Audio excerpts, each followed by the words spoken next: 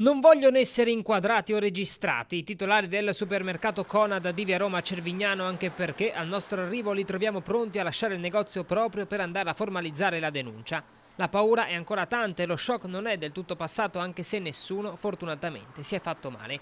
D'altronde un episodio come quello capitato nella giornata di mercoledì 3 aprile non capita tutti i giorni e spesso non si è abituati a vivere situazioni di questo genere.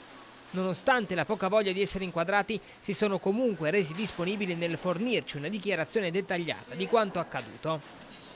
Tutto è avvenuto in pieno giorno, intorno alle 16:30, ci raccontano, in un orario in cui come al solito il supermercato pullula di clienti.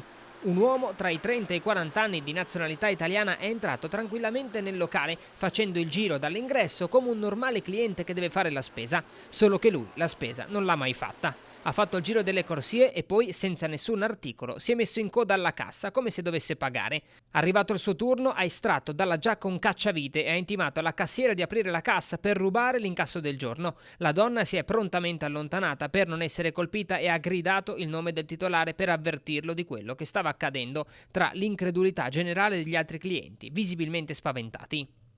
Il gestore dell'esercizio è uscito dal suo ufficio per capire che cosa stesse succedendo e in quell'esatto momento l'uomo è fuggito facendo perdere le proprie tracce. La situazione poco dopo si è normalizzata con la commessa stessa che ha rassicurato tutti sul suo stato psicologico. Una tentata rapina finita per fortuna senza conseguenze se non la paura di quello che sarebbe potuto accadere.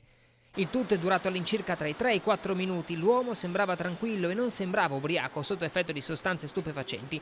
Resta da capire il perché di questo gesto e soprattutto adesso si proverà a procedere con l'identificazione del personaggio grazie ai video delle telecamere interne ed esterne.